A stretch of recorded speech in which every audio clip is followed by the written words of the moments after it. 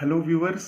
तो आज की क्लास में हम डेफिनेट इंटीग्रल से रिलेटेड एक इम्पॉर्टेंट और कॉन्सेप्चुअल प्रॉब्लम सॉल्व करेंगे, राइट। और इस प्रॉब्लम में हमारे पास एब्सोल्यूट वैल्यू फंक्शन भी होगा और फ्रैक्शनल पार्ट फंक्शन भी इन्वॉल्व होगा, राइट।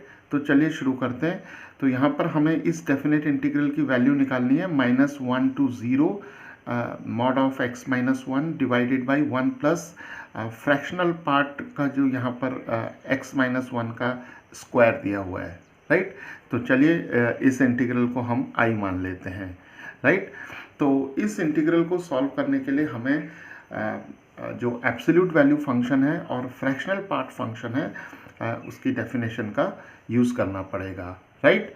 तो सबसे पहले हम यहाँ पर देखते हैं कि जो लिमिट्स हैं वो कहाँ से -1 से 0 तक वेरी कर रही हैं, right.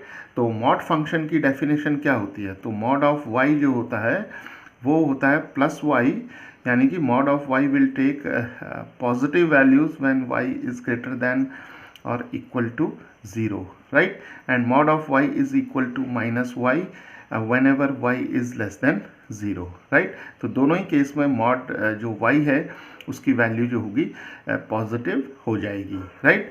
So this is the definition of mod function. तो यहाँ पर मॉड ऑफ हमारे पास x माइनस वन है, राइट। तो mod of x minus one जो होगा वो इस डेफिनेशन के according negative of x minus one हो जाएगा, राइट। बिकॉज देखिए यहाँ पर mod of x minus one is equal to -x minus one हम इसलिए लिख रहे हैं बिकॉज जो x है x belongs to -1 to 0, right, -1 to 0। और अगर हम यहाँ पर mod of y is equal to negative y whenever y is less than 1 इस डेफिनेशन से देखेंगे तो x minus one should be less than 0 होना चाहिए, तो x should be less than 1, right. तो जब भी x की वैल्यू -1 और 0 के बीच में होगी तो ऑब्वियसली x जो होगा वो 1 से लेस होगा, राइट। तो यहाँ पर mod of x minus one हमारे पास आ जाएगा minus of x minus one, जिससे कि हम -x प्लस 1 लिख सकते हैं। तो चलिए अब हम फ्रैक्शनल पार्ट ऑफ फंक्शन को डिफाइन करते हैं, राइट।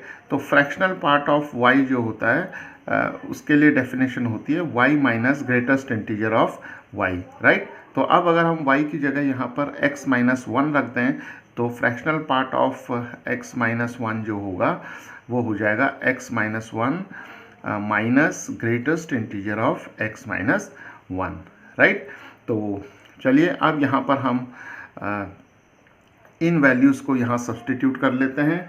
तो i की वैल्यू हमारे पास आ जाएगी -1 to 0 mod of x minus one की जगह आ जाएगा -x प्लस 1 dx और डिनोमिनेटर में हमारे पास आ जाएगा 1 प्लस, और यहाँ पर आ जाएगा हमारे पास x minus one minus greatest integer of x minus one whole square, right. तो चलिए अब हम यहाँ पर जो greatest integer of x minus one है उसकी वैल्यू असाइन करते हैं। तो अब देखिए लिमिट्स जो हैं वो वेरी कर रही हैं -1 से 0 तक, right. So x it lies between -1 and 0। तो यहाँ पर हमारे पास है greatest integer of x minus one. तो जब x की वैल्यू -1 और 0 के बीच में होगी तो greatest integer of x minus one की वैल्यू क्या होगी, राइट। तो हम क्या करेंगे, इस इनइक्वालिटी में 1 सब्ट्रैक्ट कर देते हैं थ्रू आउट। तो -1 और यहाँ पर आ जाएगा x माइनस वन, यहाँ पर आ जाएगा 0 minus 1, right. So this is -2 and this is x minus one and this is -1, right. तो x जब -1 और 0 के बीच में होगा तो x माइनस वन जो होगा वो -2 और -1 के बीच में होगा, राइट। तो अब ग्रेटेस्ट इंटीजर फंक्शन की डेफिनेशन से greatest integer of x minus one जो हो जाएगा वो हमारे पास -2 आ जाएगा, राइट। तो चलिए अब ये वैल्यू हम यहाँ पर सब्सटीट्यूट करते हैं। तो i की वैल्यू हमारे पास आ जाएगी -1 to 0 -x प्लस 1 और यहाँ पर आ जाएगा dx और ये हो जाएगा 1 प्लस यहाँ पर x माइनस वन और यहाँ पर जब हम -2 रखेंगे तो माइनस और माइनस प्लस हो जाएंगे, तो यहाँ पर आ जाएगा +2, राइट, और यहाँ पर स्क्वायर हो जाएगा। तो इसे सिंप्लीफाई करते हैं, -1 to 0, this is -x + 1 dx, और यहाँ पर आ जाएगा 1 + x, और ये 2 - 1 1 हो जाएगा, तो यहाँ पर आ जाएगा x + 1 का स्क्वायर, राइट।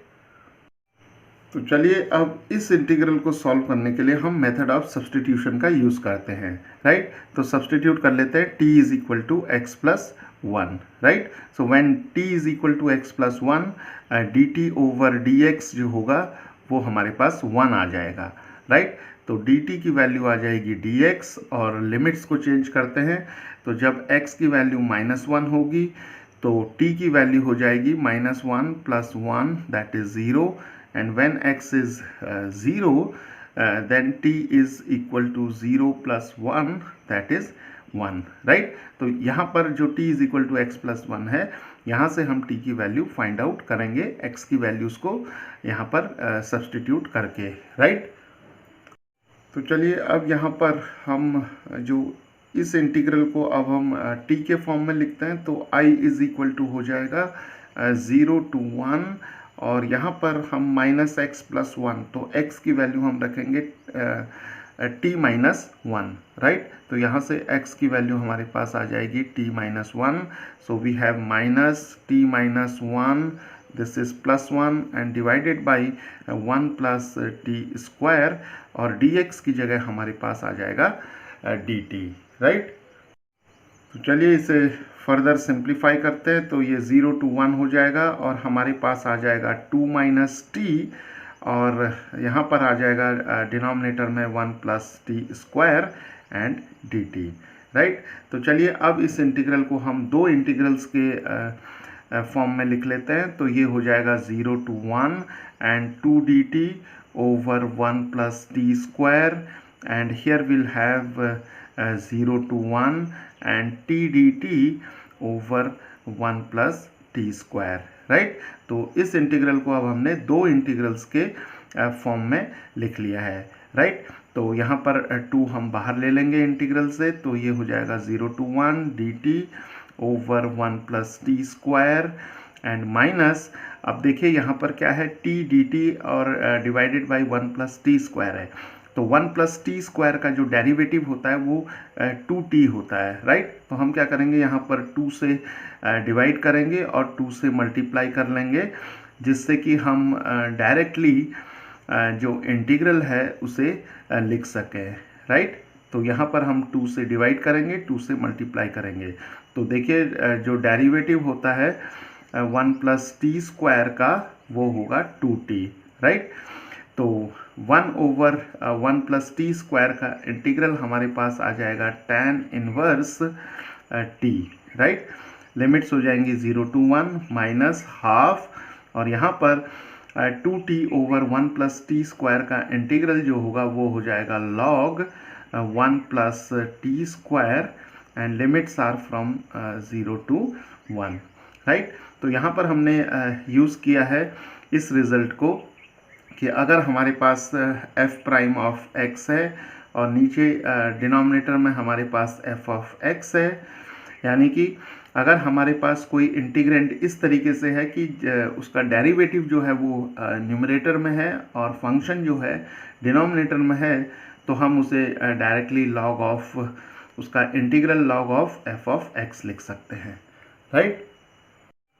तो चलिए अब यहाँ पर हम लिमिट्स को सब्सटीट्यूट कर लेते हैं, तो हमारे पास i आ जाएगा, यहाँ पर हो जाएगा 2 और tan inverse 1 minus tan inverse 0, right.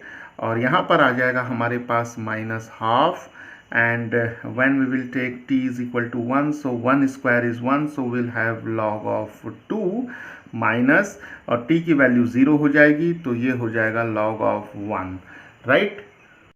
तो यहाँ पर अब हमारे पास हो जाएगा 2 और tan इनवर्स 1 की वैल्यू हो जाएगी π/4, tan inverse 0 is 0 -½ and here we'll have log 2 and log 1 is equal to 0, right. तो चलिए सिंप्लीफाई करते हैं, तो ये हो जाएगा π/2 और यहाँ पर आ जाएगा हमारे पास minus half log of 2, right.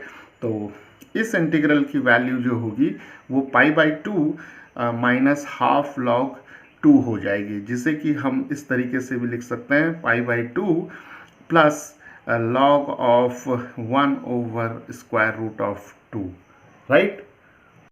So viewers, this is how we can solve this type of integrals by using the definitions of the functions involved in the integrand.